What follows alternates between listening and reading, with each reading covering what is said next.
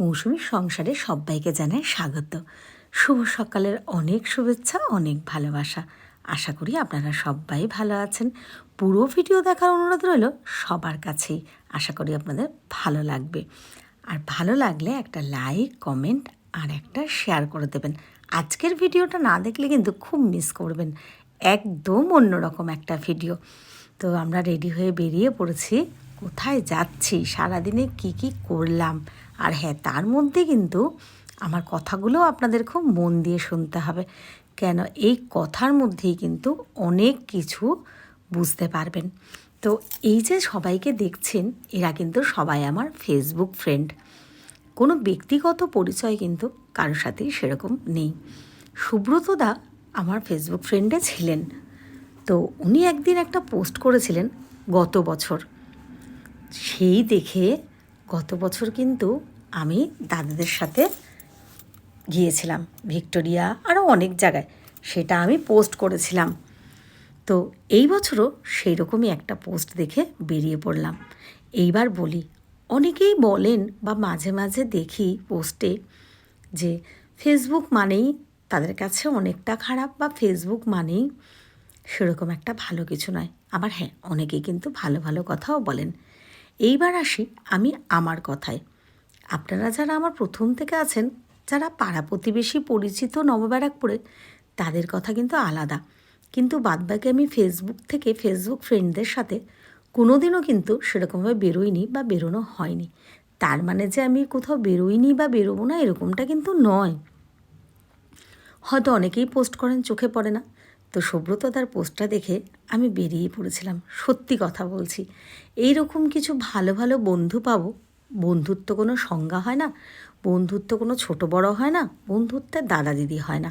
তাই আমি সবাইকে বন্ধু বলেই সম্বোধন করলাম। এইবার আসি, বয়সে বড় হলে তো একটা সম্মান দিতেই হয়। তো কিছু দাদা, বয়সে বড় হলে কিছু দিদি, আর কিছু বান্ধবী।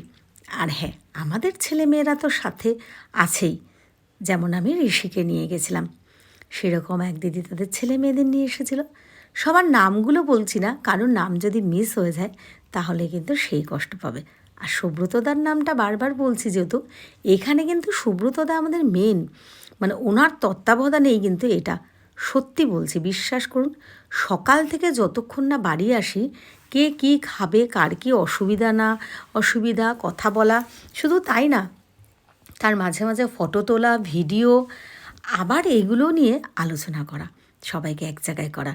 এই যে দেখেছেন আমাদের টিম।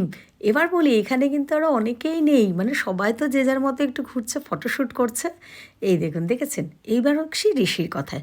ওরে বাবা, এমনিই তো লেজ কাটা একটা, কি বলবো, আর বাদবাকিটার বলছি না যেহেতু এটা সোশ্যাল মিডিয়া। তারপরে পেয়েছে ফাঁকা।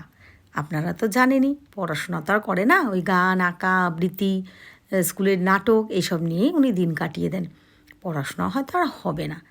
যাক, সেসব কথা আজকের দিনে নাই বা বললাম, ওকে আর এসব কথা আর আমি জানি। ঋষিকে কিছু বললে আবার কেউ কেউ চলে আসবেন আমার সাথে ঝগড়া করতে, তাই আর বলছি না সেসব কথা। কিন্তু ঋষি যে কী আনন্দ করছে সেটা বলাই বাহুল্য, মানে ওকে ধরে রাখা যাচ্ছে না।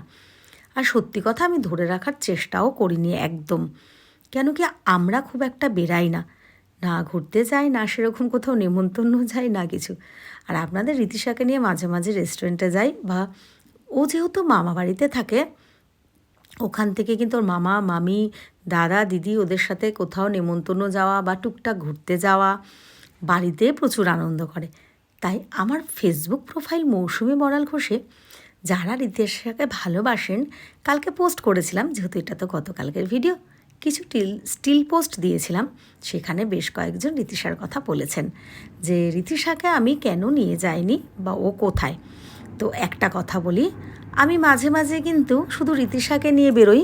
তখনও কিন্তু আমি আপনাদের বলি যে ঋষিকে নিয়ে আসিনি, কারণ আমি দুজনকে সামলাতে পারবো না, বা ঋষি খুব ব্যস্ত।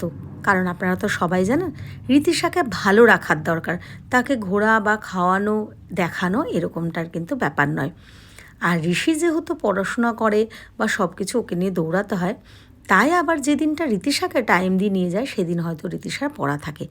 তাই আমি সবাইকে একটা কথা বলছি যে ঋতিশাকে নিয়ে যায়নি, তার মানে পুরো কারণ হচ্ছে আমরা সকালে গেছি আর রাত্রে ফিরেছি।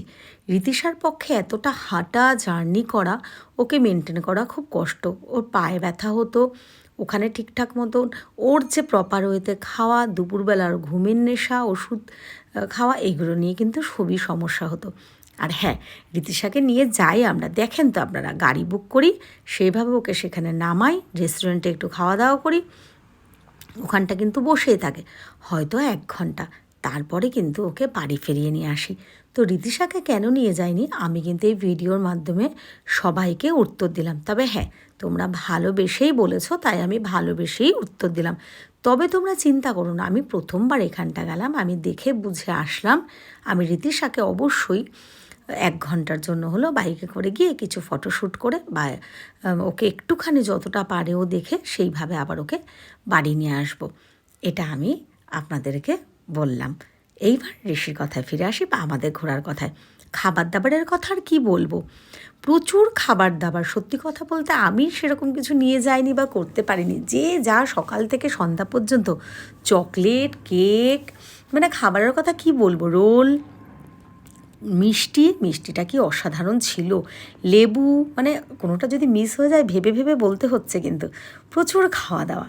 তো এটা সত্যিই খুব আনন্দ। আর অবশেষে মানে এক দিদি আছে, সেটা কিন্তু ঋষিকা রীতিশার জন্য উপহারও দিয়ে দিয়েছে। এই দেখুন, এইবার আমি এখানটা ঋষি যেহেতু হাঁটা চলা করছে, আর সত্যি কথা বলতে কি, এই ভিডিওগুলো সব আমি করেছি এমন নয়, কিন্তু সবাই আমাকে হেল্প করে দিয়েছে। আর আমার না শরীরটা খুব খারাপ লাগছিল। তো ওই যে বললাম, আমি কিন্তু গেছি এখানটা একদম ঘোরার জন্য নয়, বা আমি ফেসবুক ইউটিউবে দেব ভিডিও, কোনো ভিডিওর জন্য নয়, শুধু গেছি মানুষগুলোর টানে, একবার দেখা হবে বলে, একটু কথা, একটু আলোচনা, একটু ভালোবাসা। শরীরটা খুবই খারাপ লাগছিল, আমি কিন্তু কাউকে বুঝতেই দিইনি, ওই জন্য আমি বসেছিলাম আর ওআরএসের জল খাচ্ছিলাম। আর এক সন্তানের মতো গিয়েছিল, ওর সাথে বেশ অনেকটা টাইম কথা বলেছি এই ফেসবুক, ইউটিউব। ঋষি যেহেতু রীতিশা ওদের দিদিই হবে, বড়ই হবে, তাই দিদির কথা এরকম। এই দেখুন, সুব্রতদা, মিতাদি, শুক্লাদি, এই দিদিটার নামটা ঠিক ভুলে গেছি, ঋষি, আমি সবাই একটু নাচানাচি, ওই আনন্দ আর নাচানাচি, বাপরে বাপ, আমি তো একদম নাচতেও পারি না, গান করতেও পারি না, তো কী করবো, একটু হাত টাত তুললে তোদেরকে সঙ্গ দেওয়া হয় না, ওই জন্য এটা। এই যে সুব্রতদা দেখছেন সাদা জামা পরা, সত্যি দাদাকে থ্যাঙ্কস বলবো না, মানে আমি তো এরমভাবে কোনো দিন যাই না। সত্যি সুব্রতদা যদি ফোন না করতেন বা না বলতেন, ফেসবুক পোস্ট করতেন, হয়তো এই দিনটাও আমি পেতাম না। তো দাদাকে তো অনেক ধন্যবাদ, ভালোবাসা, প্রণাম। আরও এইখানে যারা আছেন সবাইকে বড়দের প্রণাম, ছোটদের ভালোবাসা। আর এই দেখুন শুক্লাদি, সত্যি কী যে আনন্দ করতে ভালোবাসে মানুষটা, খুব ভালো লাগছে। আর ফাঁকে ফাঁকে এইবার আমি একটু উঠে দাঁড়িয়ে যদি দু একটা ফটোশ্যুট না করি বা না দেখাই, সেটাও তো হয় না, তাই না? তো সেটারই চেষ্টা চলছে।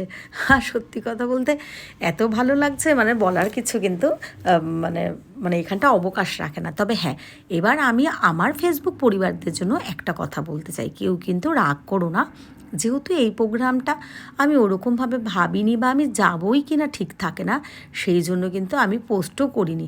চেষ্টা করব যদি পরে আবার যাই তো আমি নিজেও পোস্ট করতে, অবশ্যই সুব্রতদার পারমিশন নিয়ে, যদি দাদা পারমিশন দেন, তাহলে আমি অবশ্যই আমার ফেসবুক প্রোফাইলেও একটা পোস্ট করব, যদি তোমরা কেউ যেতে চাও।